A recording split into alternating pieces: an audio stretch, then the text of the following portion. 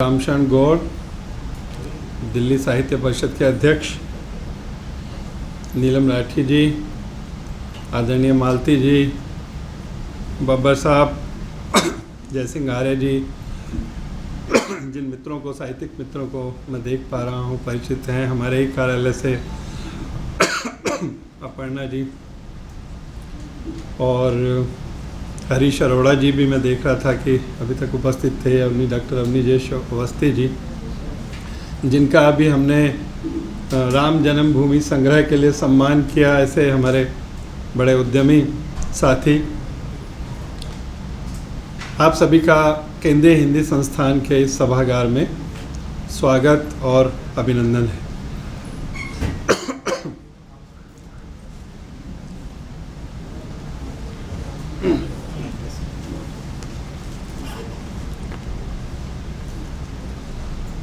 केंद्रीय हिंदी संस्थान में पहली बार शायद साहित्य परिषद का इस तरह का कार्यक्रम हो रहा है। केंद्रीय हिंदी संस्थान का दायित्व जो हिंदीतर प्रदेश हैं उसमें हिंदी के प्रचार प्रसार का प्रयत्न करना है, और विदेशों में भी जो विदेशी विद्यार्थी पढ़ने आते हैं वो भी आगरा में जो हमारा केंद्रीय हिंदी संस्थान का कार्यालय है और दिल्ली में वो लोग पढ़ते हैं। इसलिए विदेश में आप जब भी जाएंगे और कोई आपको अच्छी हिंदी बोलता हुआ सुनाई दे तो आप उससे पूछेंगे तो आपको पता चलेगा कि शायद वो केंद्रीय हिंदी संस्थान का पूर्व विद्यार्थी रहा है। तो ये बहुत बड़ी जिम्मेवारी केंद्रीय हिंदी संस्थान की है, और हमारे 8 केंद्र हैं आगरा के अतिरिक्त, और विशेष रूप से हिंदी भाषी क्षेत्रों में हैं, जैसे पूर्वोत्तर के अंदर दीमापुर है, गुवाहाटी है, शिलांग के हमारे भवन का उद्घाटन माननीय मंत्री जी 22 अप्रैल को करने वाले हैं। अभी पिछले वर्ष हैदराबाद के भवन का उद्घाटन हुआ था, मैसूर में केंद्रीय हिंदी संस्थान है। तो एक अखिल भारतीय स्तर पर और बल्कि अंतर्राष्ट्रीय स्तर पर कार्यरत ये जो संस्था है, जो हिंदी के प्रचार प्रसार में लगी हुई है, पूरी चुनौतियों को ध्यान में रखते हुए उस सभागार में देश में सांस्कृतिक राष्ट्रवाद की प्रतिनिधि संस्था अखिल भारतीय साहित्य परिषद के कई राज्यों के उपस्थित प्रतिनिधियों का बहुत बहुत स्वागत है। किसी चैनल के इतने प्रतिष्ठित और प्रखर एंकर के बाद साहित्यिक विषय पर बोलना थोड़ा कठिन हो जाता है, क्योंकि पत्रकार और टेलीविज़न की अभिव्यक्ति थोड़ी अलग होती है और साहित्य की अभिव्यक्ति कुछ अलग होती है। मैंने जब संस्थान की बात की और अखिल भारतीय साहित्य परिषद के संबंधों की बात की, तो संस्थान और साहित्य परिषद, चूँकि साहित्य परिषद का काम साहित्य का प्रचार प्रसार है और संस्थान का काम भी हिंदी का प्रचार प्रसार है और भाषा और संस्कृति का रक्षण है, तो बहुत सारी चीज़ें हैं जो हम लोग मिलकर कर सकते हैं, मिलकर करनी चाहिए, और सहयोग और समन्वय के अवसर पैदा करने चाहिए। जैसे अभी संस्थान में 19 जनवरी को हमने बहुत सारे महत्वपूर्ण निर्णय लिए माननीय मंत्री जी की अध्यक्षता में। उसमें 2 ऐसे निर्णय हैं जो मैं आपकी जानकारी में देना चाहता हूं, और मैं चाहता हूं कि अखिल भारतीय साहित्य परिषद, इस समय आदरणीय पराडकर जी भी सुन रहे हैं और आदरणीय ऋषि जी भी इस मंच पर उपस्थित हैं, गौड़ साहब भी हमारे वरिष्ठ हैं। तो एक निर्णय हमने ये लिया कि आप देखते होंगे हम साहित्यिक लोग हैं, आप जाएं हिंदी साहित्य के, मैं बनारस गया था 2019 में और 6-7 दिन का कार्यक्रम था, अनुवाद प्रशिक्षण के लिए गया। तो मैं वहाँ पर जाने के बाद मैंने कहा कि मैं जो हमारे देश के प्रमुख साहित्यकार हैं बनारस से हुए, चाहे प्रेमचंद है, जयशंकर प्रसाद हैं, भारतेंदु हैं, रामचंद्र शुक्ल हैं, इन सब के जो घर हैं जहाँ पर इनका जन्म हुआ वहाँ जाना चाहता हूँ। मैंने जाने का प्रयास किया। आप में से भी बहुत सारे लोग हिंदी के ऐसे वरिष्ठ साहित्यकारों, महान साहित्यकारों, चाहे दिनकर जी हों, फणेश्वर नाथ रेणु हों, कोई भी हों, उनके बारे में जानना चाहते होंगे कि उनका जन्म कहाँ हुआ, कैसे रहते थे वो, उनकी पांडुलिपियाँ अगर कोई अप्रकाशित रह गई हों तो उनका प्रकाशन हो, वगैरह वगैरह। लेकिन दुर्भाग्य से आप देखते हैं कि उन सब स्थानों की स्थिति खंडहर जैसी है। हम जिस साहित्य की, जिन्होंने हमारी इतनी अनमोल विरासत दी, जिनको हम पढ़कर बड़े हुए, अगर उस जयशंकर प्रसाद का जन्म स्थान ऐसा हो कि उनके पोते मुझे कहें कि ये जगह मैं आपको दिखाना नहीं चाहता था क्योंकि ये जयशंकर प्रसाद का जन्म स्थान था और इतना टूटा फूटा जन्म स्थान है, मैं कुछ नहीं कर पाया, सरकार कुछ नहीं कर पाई, तो मुझे बड़ा संकोच हो रहा है आपको ये बताते हुए कि ये जयशंकर प्रसाद का जन्म स्थान। अब वो बात, बाकी भारतेंदु के बारे में भी यही सत्य है, रामचंद्र शुक्ल के बारे में भी यही सत्य है, और भी सैकड़ों साहित्यकार। तो हम जो देश अपने इतिहास का, अपनी विरासत का सम्मान नहीं करता, वो भी उसका इतिहास और भविष्य कुछ नहीं होता। तो हमने ये निर्णय लिया है कि हिंदी के जो भी महान साहित्यकार हुए हैं उनकी स्मृतियों को संरक्षित करने का काम केंद्रीय हिंदी संस्थान करेगा। इसमें निश्चित रूप से आपका सहयोग चाहिए। संस्थान तो एक कैटालिस्ट, उत्प्रेरक है, परंतु हम विभिन्न संस्थाओं से, आपके शहर में, आपके ज़िले में ऐसा कोई साहित्यकार है जो आपको लगता है कि उसकी स्मृति के लिए कुछ काम होना चाहिए, चलिए वर्ष में एक कार्यक्रम ही करेंगे। तो एक ये निर्णय है। दूसरा, आप देखते होंगे कई बार व्हाट्सएप ग्रुप पर चलता होगा कि अरे ये बीमार है, बहुत साहित्यकार हैं, या आपने पुस्तकों में पढ़ा होगा, और अब इनके लिए अस्पताल में भी खर्चे के लिए पैसा नहीं। तो जिसने पूरा अपना जीवन साहित्य के लिए दे दिया, अगर उसकी मतलब अंतिम समय में या जीवन के दौरान भी उसके पास आजीविका की ही समस्या हो, जीवित रहने की समस्या हो, तो फिर जिसने इतना कुछ समाज को दिया, साहित्य को दिया, तो फिर समाज ने उसको क्या दिया। तो दूसरा हमने निर्णय लिया कि साहित्यकार, विशेष रूप से ऐसे साहित्यकार, प्रतिष्ठित साहित्यकार, यदि उनको अंतिम समय में इस तरह की परेशानी आती है तो केंद्रीय हिंदी संस्थान उसकी जिम्मेवारी लेगा। ऐसे ही जो जीवित साहित्यकार हैं परंतु किसी कारण से उनकी आजीविका का या कोई उनके जीवित रहने का या उनके खर्चे का कोई समस्या है, तो एक संस्थान ये प्रयास करेगा कि जैसे पत्रकारों के लिए, कलाकारों के लिए एक फंड है, वेलफेयर फंड है, तो उसी प्रकार की कल्याण निधि साहित्यकारों के लिए भी बनेगी। तो ये मैंने दो उदाहरण आपको ऐसे दिए हैं जिसमें मतलब हम लोग कोई अलग नहीं हैं, साहित्यकार, अखिल भारतीय साहित्य परिषद और केंद्रीय हिंदी संस्थान। दूसरी बात मैं कहना चाहता हूं कि अखिल भारतीय साहित्य परिषद से मेरा संबंध ये नहीं है कि मैं केंद्रीय हिंदी संस्थान में हूं और अखिल भारतीय साहित्य परिषद के पदाधिकारियों का या कार्यकर्ताओं का स्वागत कर रहा हूं। मैं तो स्वयं अखिल भारतीय साहित्य परिषद का वर्षों से कार्यकर्ता हूं। संगठन मंत्री मैं दिल्ली में भी बहुत लंबे समय तक दिल्ली का काम देखा, और ये जो पत्रिका साहित्य परिक्रमा आप देखते हैं, इसका पंजीकरण, रजिस्ट्रेशन ये हमने ही करवाया था। तो माननीय कौशल किशोर जी के कहने से बहुत लंबे समय तक मैंने साहित्य परिषद में काम किया। उसके बाद दिल्ली संस्कार भारती का मैं महामंत्री रहा, और संघ से जुड़ी और भी बहुत सारी संस्थाओं से मेरा जुड़ाव रहा है। तो इसलिए अखिल भारतीय साहित्य परिषद के लिए ये भवन, ये सभागार, और यही नहीं 8 प्रदेशों में हमारे जो संस्थान और सभागार हैं, और भी जो हमारे संसाधन हैं, हम सब लोग मिलकर हिंदी और साहित्य के लिए प्रचार प्रसार का काम करें, ऐसी हमारी इच्छा रहेगी और ऐसी हमारी अपेक्षा रहेगी। तीसरी बात, अब हम बात करते हैं पुस्तक की। हमारे जैसे श्रद्धेय पराडकर जी ने जो पुस्तक लिखी है उसके बारे में जैसे एक बेसिक कोड और मैनुअल लिखा जाता है, एक दिशा सूत्र लिखे जाते हैं, ऐसी ही ये पुस्तक हमको दिखाई देती है। जब मैं इस पुस्तक के बारे में सोच रहा था तो मुझे 2 साहित्यकार हैं जिन्होंने वास्तव में भारत की मैं समझता हूँ कि एक जो बौद्धिक क्षमता है उसको प्रकट किया। तो उसमें एक हम सब जानते हैं अज्ञेय जी के बारे में। अज्ञेय जी की एक उद्धरण से मैं शुरू करता हूं जो कि इस पुस्तक से बड़ा जुड़ता है। बात यह है कि हमारी जो समस्या है पूरे समाज की स्वतंत्रता आंदोलन के बाद से, वो है हमारी जातीय विस्मृति का लोप। हमारी जो ऐतिहासिक परंपराएं, संस्कृति हैं, जिसकी चर्चा आप अगर ये पुस्तक पढ़ेंगे पराडकर जी की, तो बार बार हर मतलब एक पैरे के बाद आपको वही बात उभर कर आएगी। उसी बात को बड़े अच्छे तरीके से मतलब उसी बात को अज्ञे जी इस तरह से कहते हैं। उनके प्रतिनिधि निबंध में एक निबंध है रूढ़ी और मौलिकता।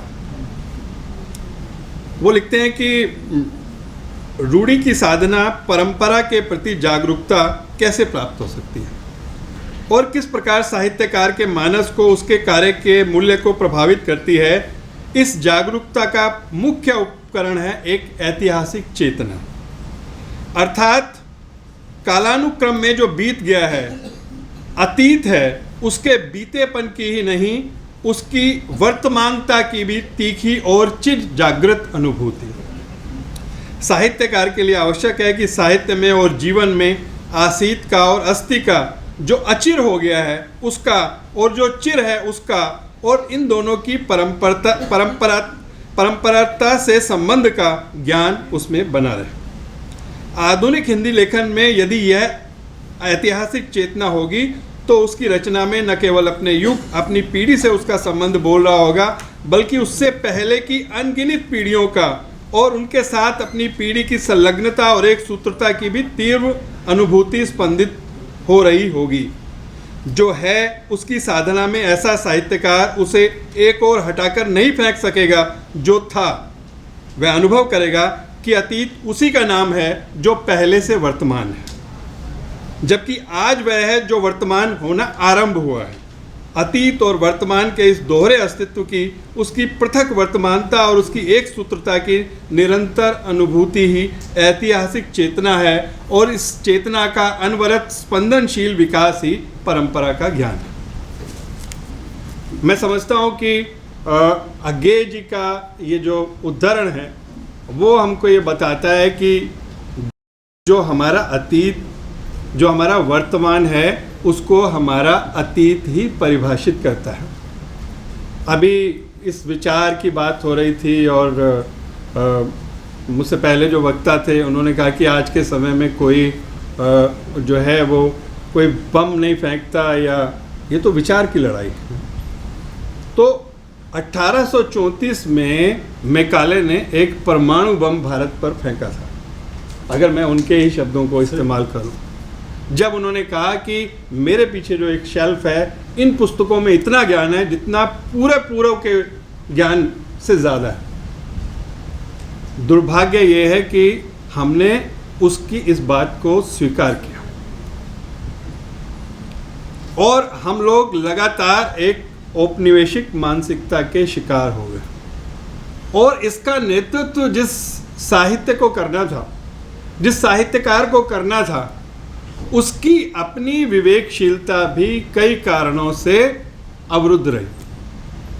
पराडकर जी अपनी पुस्तक में बहुत अच्छा उल्लेख करते हैं। जैसे ऐतिहासिक जिस स्मृति की हम बात कर रहे हैं, वो लिखते हैं कि मैं अभी एक पेशवा के जो इमारतें हैं उनको देखने गया था वहाँ पर। तो वो साहित्यकार की भूमिका बताते हुए लिखते हैं, कहते हैं कि शिवाजी के बाद सबसे ज़्यादा अगर उस राष्ट्र गौरव को जागृत करने वाले थे तो पेशवा थे, परंतु पेशवाओं के वहाँ पर जो स्मारक हैं वहाँ पर मैं एक दिन गया तो बहुत भीड़ दिखाई दी। तो मैंने उनसे पूछा कि एकाएक इतनी भीड़ कैसे दिखाई दे रही? तो उन्होंने कहा कि अभी रणबीर देसाई, अगर मैं नाम ठीक ले रहा हूँ, उनका उपन्यास आया है स्वामी, जो पेशवाओं पर, और उसको पढ़ने के बाद लोगों की पेशवाओं के इतिहास में जागृति होगी, जिसके कारण से इतनी भीड़ दिखाई दे। तो एक देश के गौरव को जागृत करने के लिए एक उपन्यास, जिसके उनको नहीं लगता था कि पेशवाओं की के बारे में इतनी रुचि होगी कि इतने सारे लोग उनके स्मारकों को देखने के लिए आए होंगे।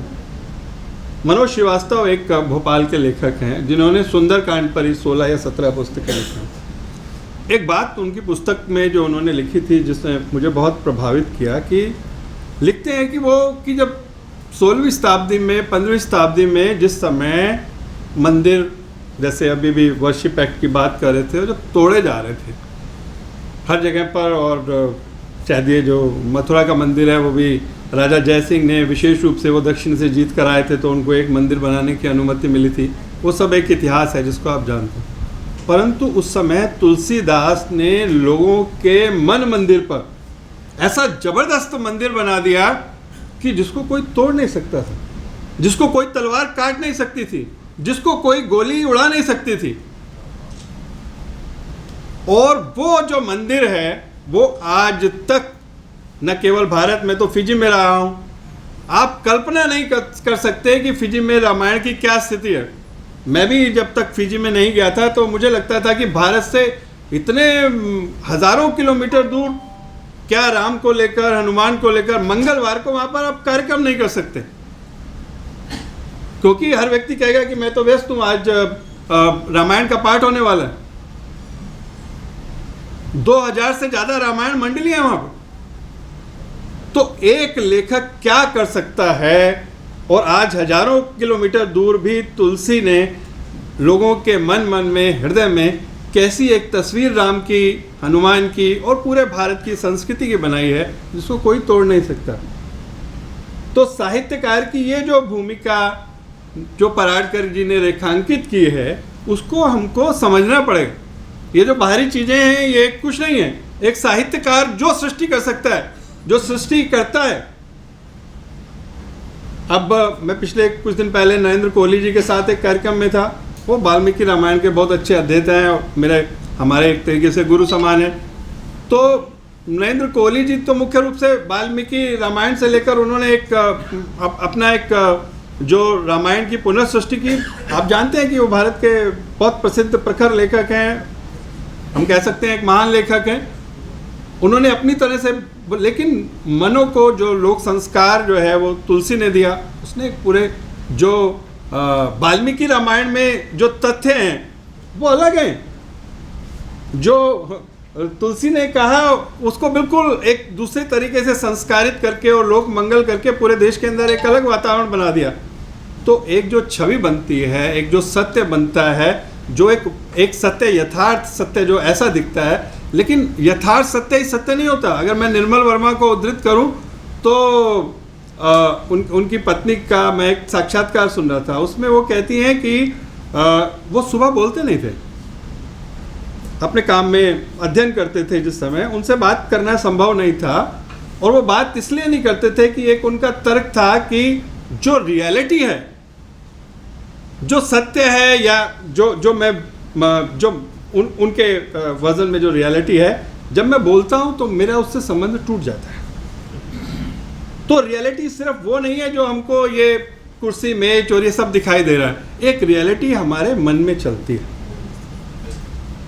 वो जो कल्पनाएं हैं, वो जो हमारी सृजनशीलता है, वो एक बहुत बड़ा सत्य है। और उस सत्य का जो सृष्टा है वो साहित्यकार है, वो लेखक। और श्रद्धेय पराडकर जी आपकी उस सृजनशीलता, उस कल्पनाशीलता को आहूत कर रहे हैं, वो उसको जागृत करने का आह्वान कर रहे हैं।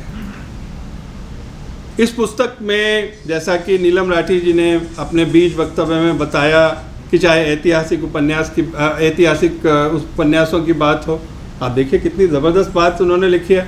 हम सब लोग लेखक हैं, जानते हैं शेक्सपियर को, दुनिया का सबसे बड़ा कोई लेखक को आप किसी बच्चे से पूछो शेक्सपियर ने क्या लिखा?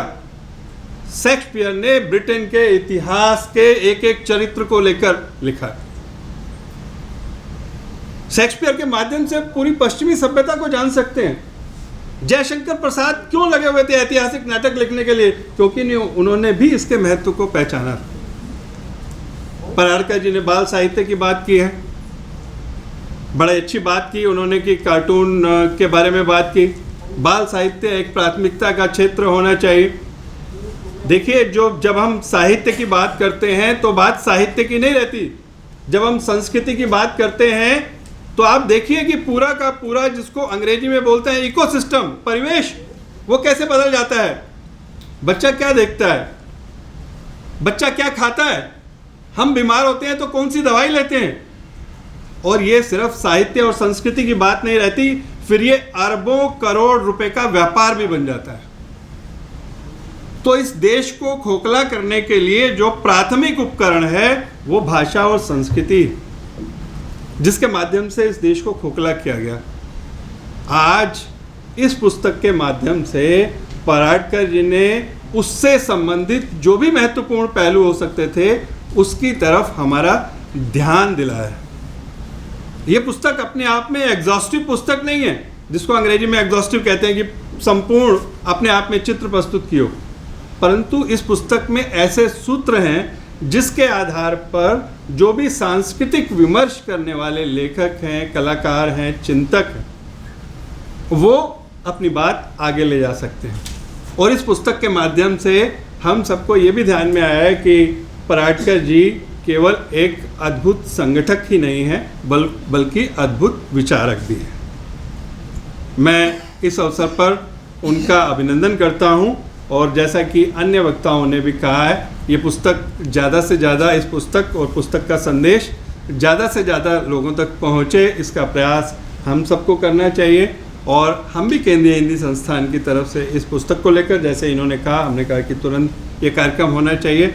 और इस तरह के किसी भी प्रयास का, ये सिर्फ इस पुस्तक की बात नहीं है, इस पुस्तक, इस जैसी सभी पुस्तकों का, इस जैसे सभी लेखकों का, साहित्यकारों का केंद्रीय हिंदी संस्थान में सदा स्वागत है। आपने मुझे समय दिया, हम सबके सहयोग से कार्यक्रम किया, बहुत बहुत धन्यवाद। अब समय आ गया है पुस्तक के रचयिता श्रीधर पराडकर जी को सुनने का। आप ये स्क्रीन पे से प्रोजेक्टर से, डॉक्टर साहब थोड़ा पीछे हो जाइए, ये हटा दीजिए। और मैं कुछ परिचय कराना चाहूँगा। ब्रजेश गर्ग जी, ब्रजेश गर्ग जी हमारे बीच में प्रदेश मंत्री, वो हमारे धीरज शर्मा जी, माननीय श्रीधर पराडकर जी के सहयोगी हमारे बीच में हैं। धीरज शर्मा जी कृपया अपने स्थान पर खड़े हो। धीरज शर्मा जी कृपया स्थान पर खड़े हो जाएं और एक पुष्पगुच्छ देकर के,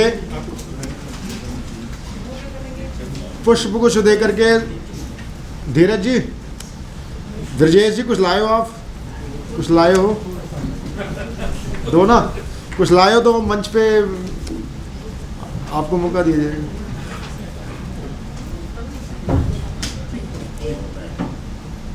ये तो मेरे लिए रख लो।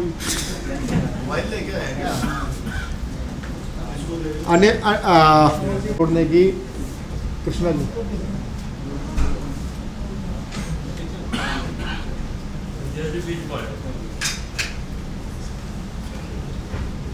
ले आ जाओ। किसको देना, किसको वेट करना चाहते हैं, किसको? अच्छा लाओ, ऑर्डर करो। एक भेंट ये मेरे लिए ही लेके आया, मैं स्वीकार कर रहा हूँ।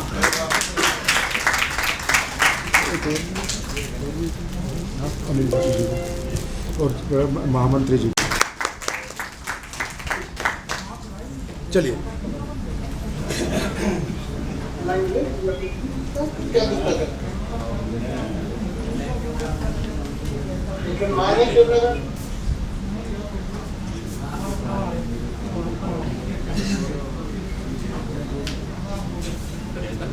आवाज आ रही है? हाँ जी, आ रही है।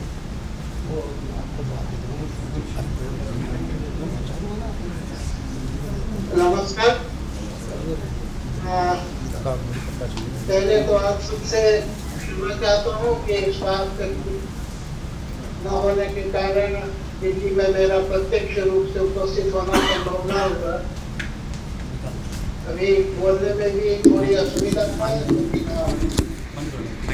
अनिल जी का आग्रह था, इसलिए मैं आपके सामने उपस्थित।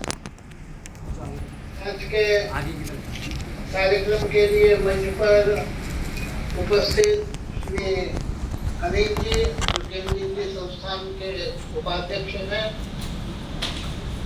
उनके प्रति आभार प्रकट करता हूं कि उन्होंने केंद्रीय संस्थान की तरफ से यह कार्यक्रम आयोजित किया। उन्हें मेरा परिचय तो नहीं है प्रत्यक्ष, लेकिन टीवी पर उनको रोज देखने का अवसर मिलता है। मेरे सहकारी श्री ऋषि मिश्रा जी, जो साहित्य परिषद के महामंत्री हैं, दिल्ली के प्रदेश अध्यक्ष श्री गौर साहब, प्रवीण आर्य जी और उपस्थित साहित्यकार साहित्य प्रेमी भाइयों और बहनों, सब लोगों ने पुस्तक के ऊपर बड़ी सारगर्भित बात कही है और इसलिए पुस्तक को लेकर के फिर से कुछ कहना एक प्रकार से चर्वी चर्वणीय होगा। लेकिन कुछ बातों की तरफ मैं आप लोगों का ध्यान आकर्षित करना चाहूंगा कि हमारे यहाँ शब्द को ब्रह्म कहा गया है और शब्द के माध्यम से कोई बात लोगों तक रखना यह साहित्य का काम है। और इसलिए साहित्य लेखन केवल एक विधा नहीं है, रोजगार का साधन तो है ही नहीं, धन कमाने का माध्यम भी नहीं है, यह तो ब्रह्म की साधना है और उसी रूप में उसको भूली भी चाहिए। और इसीलिए पुस्तक का नाम जानबूझकर साहित्य का धर्म रखा है कि साहित्यकार जो है या जो साहित्य के प्रति प्रेम रखता है उसे साहित्य को पढ़ना है तो क्यों पढ़ना चाहिए? क्योंकि अन्य कारणों से लंबे समय में साहित्य को लेकर के, साहित्यकार को लेकर के हमारे देश में बहुत विचलन हुआ है। देश स्वतंत्र होने के पूर्व जो साहित्यकार थे, उनके लेखन के जो विषय थे, उनके अंदर की जो राष्ट्रीय चेतना थी, स्वाभाविक था कि स्वतंत्रता के बाद वो बदलना भी चाहिए। लेकिन बदलने का अर्थ ये नहीं होता है कि अपनी जड़ों से कट जाना। और ये जो नए साहित्य में विचार आए हैं, साहित्य को जो संकुचित करने का प्रयास किया गया है कि साहित्य को एक निश्चित दायरे में बांधने की कोशिश निरंतर की जाती है। और इस कारण स्थिति अब तो यहाँ तक हो गई है कि जो मंचीय कवि हैं उनको भी साहित्यकार नहीं माना जाता, पत्रकारों को भी साहित्यकार नहीं माना जाता, जबकि समाज जीवन का प्रत्येक क्षेत्र साहित्य का विषय है। और इसीलिए जो पहला अध्याय देखा है कि हमारी साहित्य की जो परंपरा है, भारतीय जो ज्ञान परंपरा है, उससे स्पष्ट हुआ कि जो पहले साहित्यकार हुए थे उन्होंने अपने काम को नियोजित ढंग से करने के लिए एक विषय में कई विषयों को लिया। गणित का व्यक्ति हुआ लेकिन उसका साहित्य रचना, इतिहास का व्यक्ति हुआ उसने साहित्य के रचना। अब महाभारत के रचना ने इनको हम किस श्रेणी में रखे? तो साहित्य के विषय बदलने का अर्थ ये नहीं है कि हमने अपनी जड़ों से कट जाना। कोई भी भवन नींव के ऊपर बनता है तो प्लास्टर क्या करके बोलता है। कोई भी जड़ के ऊपर पुष्प है, फल है तब आते हैं जब उसकी जड़ें होती हैं। और अगर जड़ कट जाती है, नींव नहीं रहती है, तो फिर उसके ऊपर कोई भवन बनना या उस वृक्ष में प्राण रहना संभव नहीं होता। और चलिए सबसे पहले मैंने हमारी जो परंपरा थी वो क्या थी, जिसके ऊपर हमें आगे बढ़ना है, इसकी तरफ लोगों का ध्यान आकर्षित करने का प्रयास किया। अभी चर्चा में आया भी कि समस्याएं बहुत गिनाई जा सकती हैं, चुनौतियां बहुत बताई जा सकती हैं, लेकिन साहित्य का सामर्थ्य क्या है इसके ऊपर चर्चा कभी नहीं होती। अभी अनिल जी जोशी ने कुछ पुस्तकों के उदाहरण दे करके और अच्छी की चर्चा करके बताया कि साहित्य का सामर्थ्य क्या हो सकता है। उन्होंने फिजिक्स का उदाहरण भी दिया कि कितना बड़ा परिवर्तन एक पुस्तक के माध्यम से किया जा सकता है। महाभारत जैसा ग्रंथ विश्व में कोई नहीं होगा जहाँ एक ही जगह जितने प्रकार के मनुष्य हुए या हो सकते हैं उनका मनोसामाजिक विश्लेषण किया गया है। और उसमें प्रस्तुत किया गया, हर चीज का समाधान उसमें से ढूंढ सकते हैं। तो साहित्य की गंभीरता क्या है, साहित्य का सामर्थ्य क्या है, और साहित्य का वर्तमान परिदृश्य क्या है, और इसीलिए साहित्य के सैद्धांतिक पक्ष को मैंने छूने की कोशिश नहीं की है। उसके ऊपर तो विश्वविद्यालयों में और सब जगह सेमिनारों में बहुत चर्चा होती रहती है, बड़ी गंभीर चर्चा उसकी ऊपर होती है, लेकिन साहित्य का जो व्यवहारिक पक्ष है उस पक्ष की ओर ध्यान नहीं देने की आवश्यकता है। परिषद के काम के कारण देश भर में घूमने होता था तो लोगों की जो बुझना हुआ, साहित्यकारों के साथ जो चर्चा हुई, जो मैंने अनुभव किया,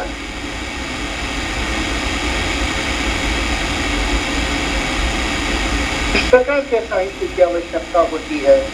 और साहित्य में केवल उतना ही नहीं, तो सब चीजों में विचलन कितना आया है। भाषा को लेकर भी हम देख सकते हैं कि हम किसी भी भाषा के साहित्य को देखेंगे, भारतीय भाषा के साहित्य को, तो उसका तथ्य और कथ्य एक ही है, कोई अंतर नहीं है उसमें।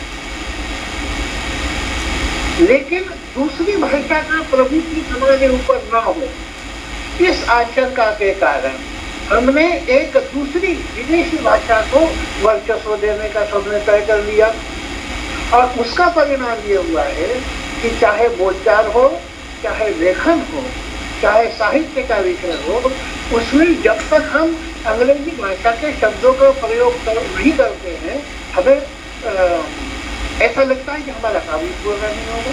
बोलचाल में तो कितने शब्द हो गए कि हमको लगता ही नहीं है। हम किसी से भी सहज पूछते हैं कि टाइम क्या हुआ, हम सहज कहते हैं कि हम लेट हो गए, तो सॉरी। ऐसे बहुत सारे शब्द हैं कि जिनको आज हम अंग्रेजी ही मानने को तैयार नहीं। लेकिन भाषा जो है, भाषा के जो शब्द हैं वो कितना महत्व रखते हैं कि प्रत्येक शब्द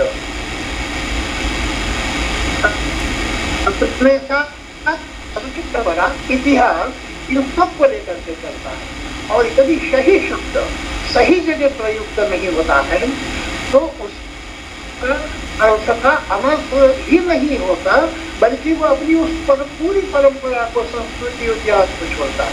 अब उदाहरण के लिए जैसे हम एक और शब्द ले सकते हैं गुरु का, तो भारतीय संस्कृति में गुरु शब्द को कितना महत्व है।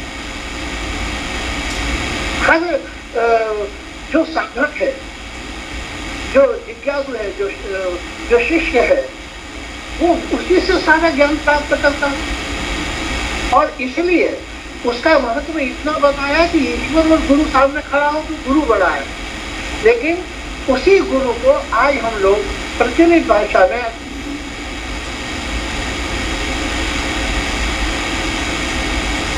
गुरु है, तो गुरु शब्द का ये जो विचलन हमने किया है वो उस पूरी संस्कृति को आगे चल करके खो देने वाला है। ऐसे दादा शब्द है, ऐसी बहुत सारी चीजें हैं। तो इन शब्दों का प्रयोग इसलिए आत्मा के साथ करने की आवश्यकता है। अब जैसे हम नाते रिश्ते में ही देखें कि दो शब्द हम प्रयोग करते हैं सामान्यतः, आंटी और अंकल, लेकिन भारत में तो इसकी सीमितता इतनी नहीं है।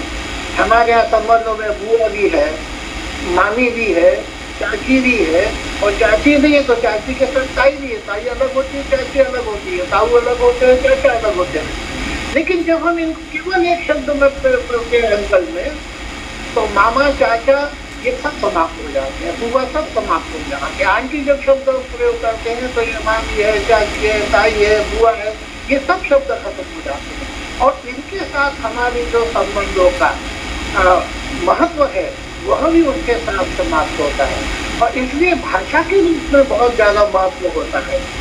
आखिरी अध्याय में उसमें मैंने लोक साहित्य को लेकर के लिया है, और वो इसलिए लिया है कि भारतीय ऋषि मुनि की जो सबसे बड़ी विशेषता रही है, क्योंकि ये तब भी माना जाता था, आज भी हम सब मानेंगे कि एक समय शायद ही कभी आएगा कि प्रत्येक व्यक्ति साक्षर होगा, प्रत्येक व्यक्ति ज्ञानी होगा, वो सब कुछ पढ़ लिख सकेगा, सब विषय जान सकेगा, और यह संभावना नहीं हो सकती। और इसलिए हमारे ऋषि मुनियों ने भारतीय संस्कृति को दोनों समूह में, जो बिल्कुल साक्षर है, ज्ञानवान है वो, और जो निरक्षर है वो, जो बहुत धनवान है वो, जो गरीब है वो, दोनों के बीच संस्कृति को इस ढंग से पिरोया कि उनके अंदर की चेतना एक ही है।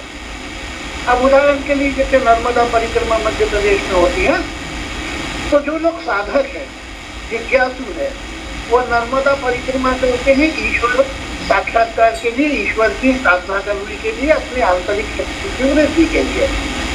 लेकिन जो वहाँ के बनवासी पूजा के वरा है, वो साहित्य ये परिक्रमा के, नर्मदा की परिक्रमा के बारे में बहुत नहीं जानते होते, लेकिन जो परिक्रमा ऐसी है उसकी वो उसी प्रकार से सेवा करके, उसी भाव से, जिस भाव से वो परिक्रमा करने वाला परिक्रमा कर रहा है। तो ऐसे प्रत्येक चीज में हम देखेंगे कि दोनों की चेतना एक ही है। और अगर आज हम कहें तो जिसको आज हम सभ्य समाज कहते हैं, वह अपनी इस संस्कृति को, परंपरा को, इतिहास को भूला गए। लेकिन ये जो हमारा जन समाज है, यह जन समाज आज भी उन सब चीजों को संजो के रखे हुए है, और इसलिए लोक साहित्य का भी उतना ही महत्व हो जाता है। इसके साथ ही ये जो नए प्रश्न उत्पन्न है कि निजातवाद का क्या होगा, इसके भी प्रश्न है, ये व्यवसायिकता इसमें आ गई है। तो इन सब प्रश्नों की तरफ भी साहित्यकारों को भी ध्यान देना पड़ेगा, साहित्य जगत से जुड़े बाकी लोगों को भी ध्यान देना पड़ेगा। और इसलिए जितने व्यावहारिक विषय हो सकते हैं, इन व्यावहारिक विषयों को मैंने इस पुस्तक में संग्रहित करने का प्रयास किया है। आप सब लोगों से आग्रह है कि इस पुस्तक को आप लोग ध्यान के साथ पढ़ें। इसके बारे में अगर आपके कोई सुझाव हो, सलाह हो, तो वो निश्चित रूप से दे सकते हैं। और आगे जब हम इसको करेंगे, क्योंकि अभी हम 2 संस्करण इसमें निकाल चुके हैं, तो इनको जोड़ने के हम लोग कभी प्रयास करेंगे।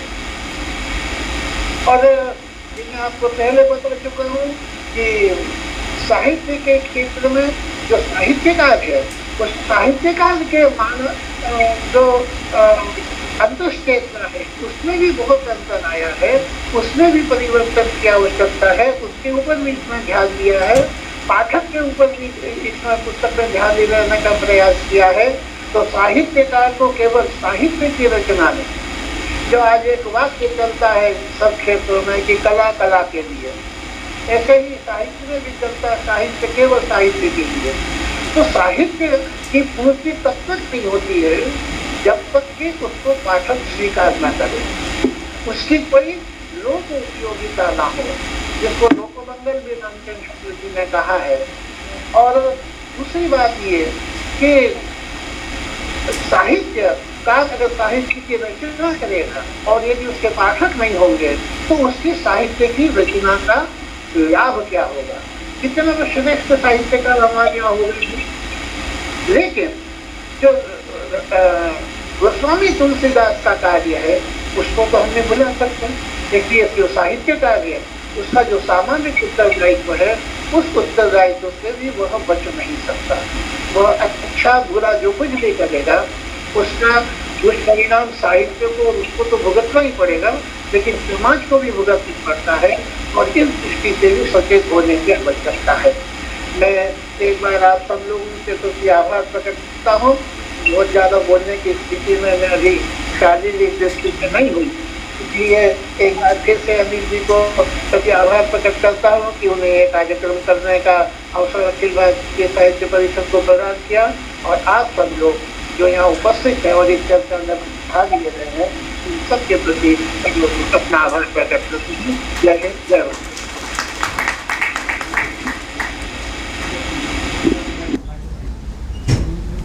एक सिर्फ छोटी सी जानकारी आप लोगों के साथ साझा कर रहा हूँ कि इस पुस्तक के कार्यक्रम में हमारे जो माननीय मंत्री जी हैं, शिक्षा मंत्री जी, उनकी भी बहुत रुचि थी कि माननीय पराड़कर जी दिल्ली आते, उनसे भेंट होती और पुस्तक भी उनको दी जाती।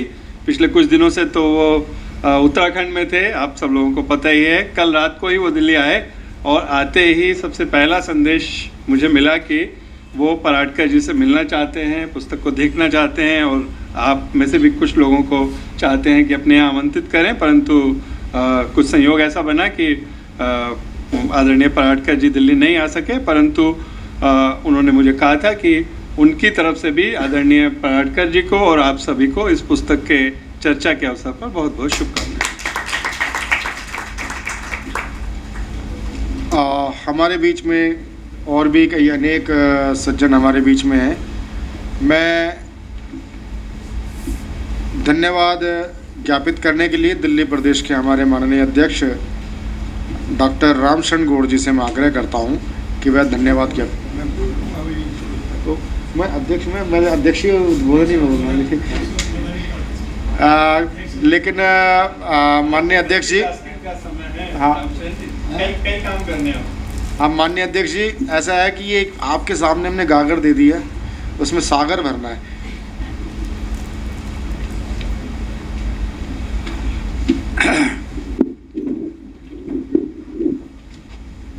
आज की इस परिचर्चा में उपस्थित माननीय ऋषि कुमार मिश्र जी और बहुत ही बड़े, भारत ही नहीं भारत से बाहर भी ये संस्थान, केंद्रीय हिंदी संस्थान, जो विदेशी बच्चे आते हैं उसकी चर्चा करते हैं, उसके उपाध्यक्ष श्री अनिल शर्मा जी और इसके साथ साथ प्रवीण जी, जिन्होंने इसका संयोजन का बीड़ा उठाया, और मंच पर नीलम राठी जी और मेरे सामने बैठे बहुत सारे दिव्यजन जो भारतीय साहित्य परिषद और राष्ट्रवादी विचारों से जुड़े हुए हैं।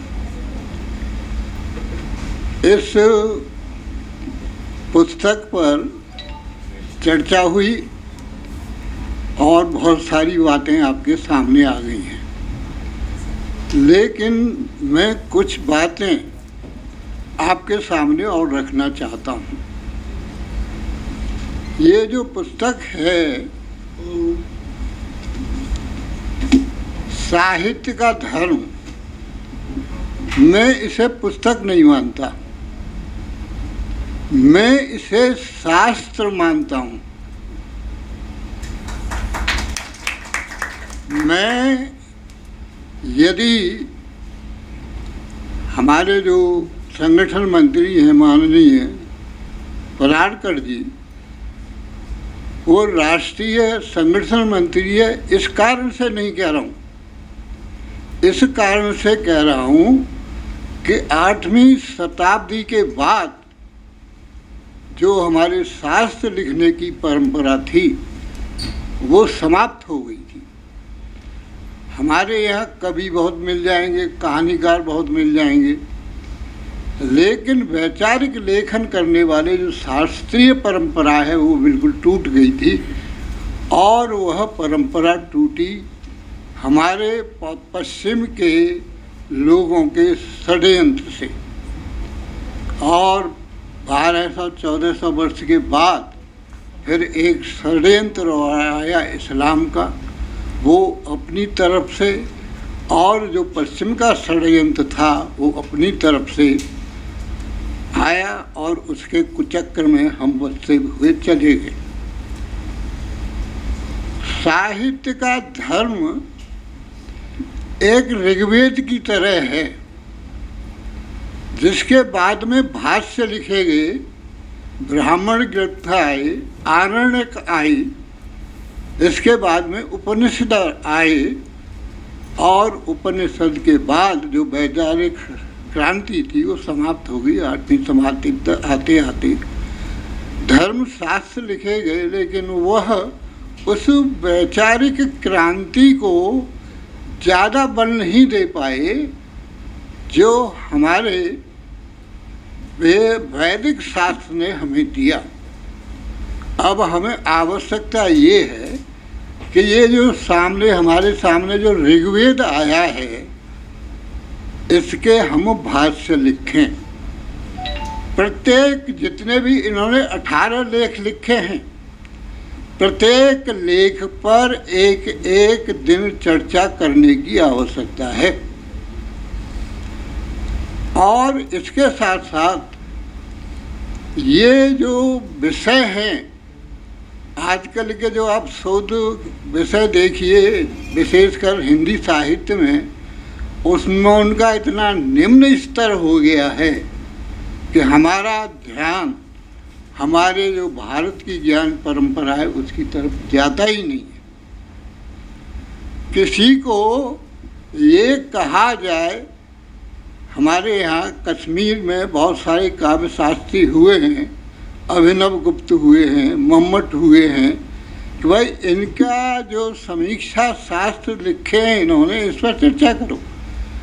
प्रत्येक साहित्य के लिए ये आवश्यक है, हिंदी साहित्य के लिए, किसी भी विधा के लिए, कि औचित्य सिद्धांत, उचितता क्या है 6 में लिखा हुआ, उसका औचित्य क्या है शास्त्र लिखने का। जैसे बात की है साहित्य की, सामर्थ्य की बात की है, औचित्य क्या है उसका, और इसके साथ साथ शब्द संयोजन की बात कही गई है, क्योंकि सारी बात जो साहित्य है सपाट लेखन नहीं होता है, अभिधा नहीं होती है, वह व्यंजना भी है और उसका साथ देती है वक्रोक्ति।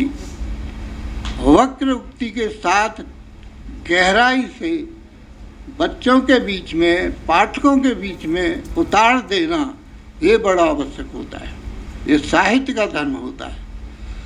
देखिए, भारतीय ज्ञान परंपरा से ये पुस्तक प्रारंभ होती है। भारतीय ज्ञान परंपरा को समाप्त करने के लिए मैकाले ने ही नहीं, एक विलियम आर्चर नाम का एक नाटक समालोचक हुआ, उसने हमारे सारे के सारे जितने भी ग्रंथ हैं, महाभारत, रामायण, उपनिषद, वेद, सबको कहा जी ये गंवारों के लिखे हुए ग्रंथ हैं। केवल एक व्यक्ति थे, एक फ्रांस के व्यक्ति थे, उनका रोनोल्ड नामक ऐसा नाम था उनका। एक उन्होंने उत्तर दिया कि आपने क्या भारत के इन धर्म ग्रंथों को पढ़ा है?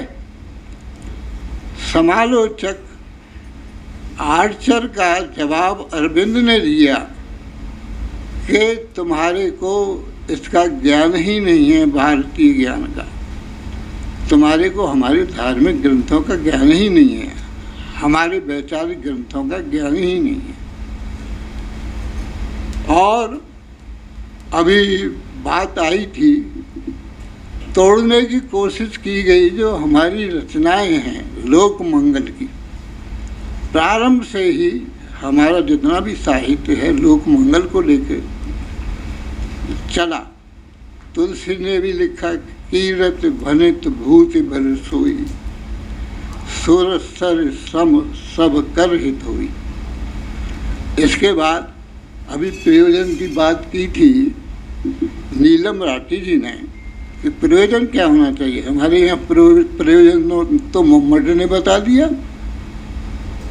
काव्यम यशसे अर्थ विदे शिवेतर छते, व्यवहार विदे, जो व्यवहार की शिक्षा देता है, संस्कार देता है, जीवन मूल्य देता है, वो हमारा साहित्य है। और जैसे कांता सम्मति, जैसे कि कोई पत्नी अपनी पति को मधुर वाणी से बात समझा देती है, उस तरह का काम करता है साहित्य। तो उसमें उसको हम सब भूल गए। और इसके साथ साथ कला के लिए अभी बात की थी माननीय पराड़कर जी ने, ये कला के पीछे भी षड्यंत्र आया। जब हम बात कर रहे थे मंगल के, लोक मंगल के लिए, तो पश्चिम में ज्या पाल शाक्र हुए हैं, उन्होंने बात उठाई कि जी कला के लिए होता है, स्वांत सुखाय। तुलसी ने भी कहा लेकिन स्वान्त सुखाय तुलसी आत्मलोचन के लिए होता है, चिंतन के लिए होता है, फिर लोक हिताय के लिए जाता है। उन्होंने तो परहित सरिस धर्म नहीं भाई, परहित की बात की, तो वो रचना स्वान्त सुखाय के नहीं लिए होती है। इसके अतिरिक्त देखिए, एक हमारे यहाँ के न्यायपाल, आपने नाम सुना होगा, उनको नोबेल पुरस्कार मिला था। तो भारतीय जनता पार्टी के कार्यालय में एक उनका कार्यक्रम रखा गया अभिनंदन का,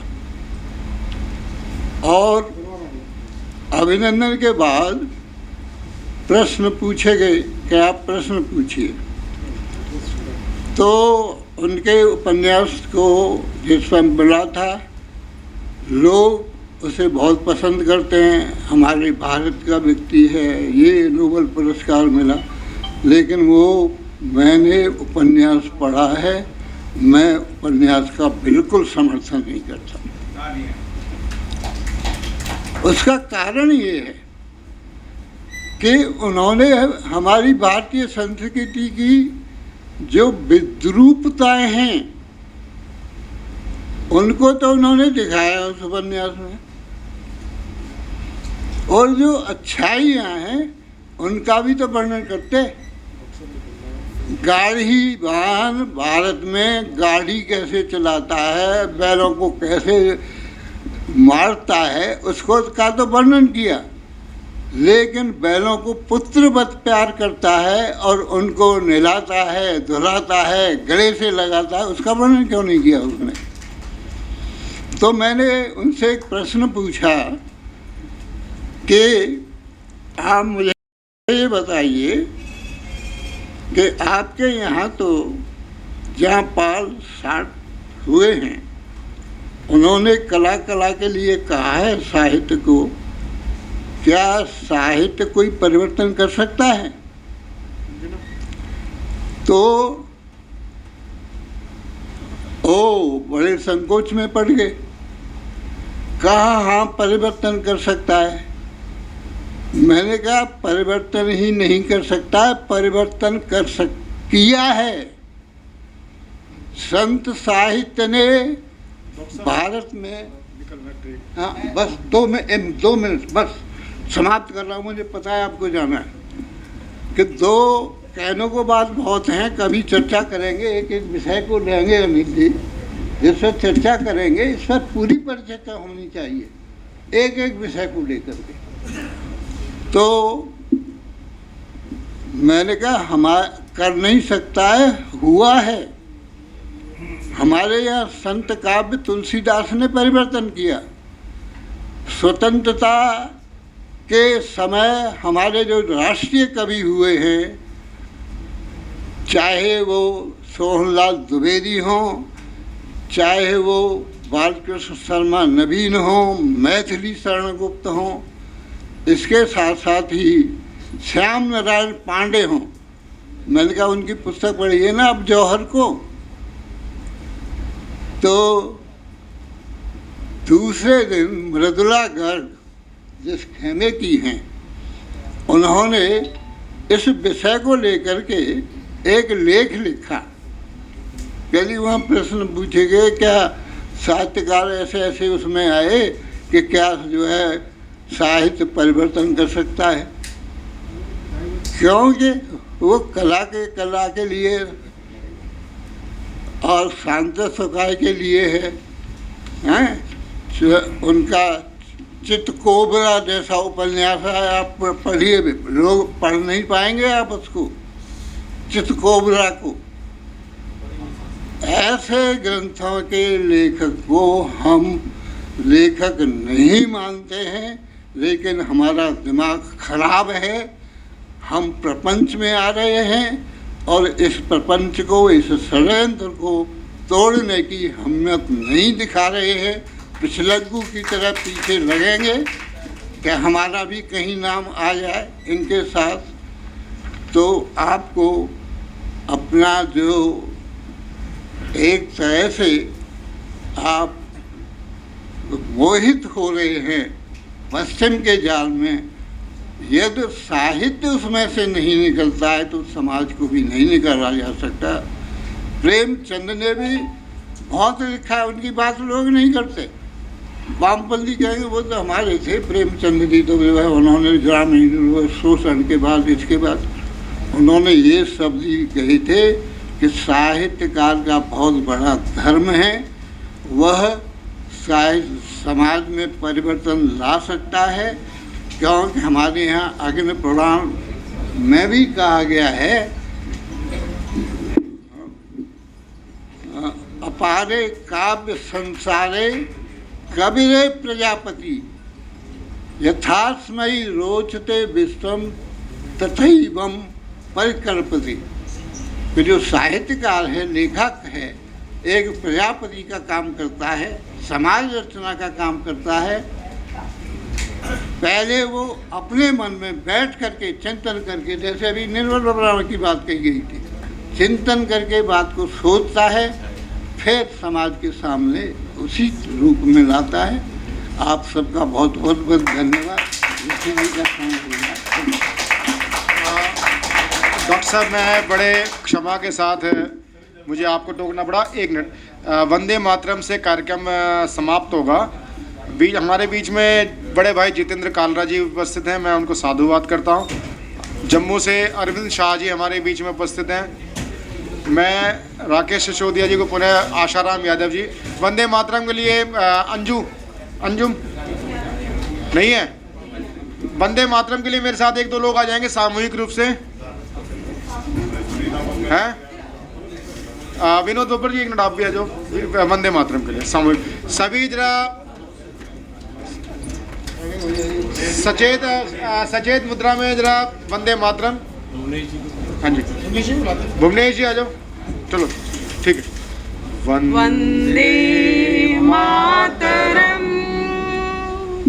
सुजलाम सुफलाम मलयज शीतलाम शस्य श्यामलाम मातरम वंदे मातरम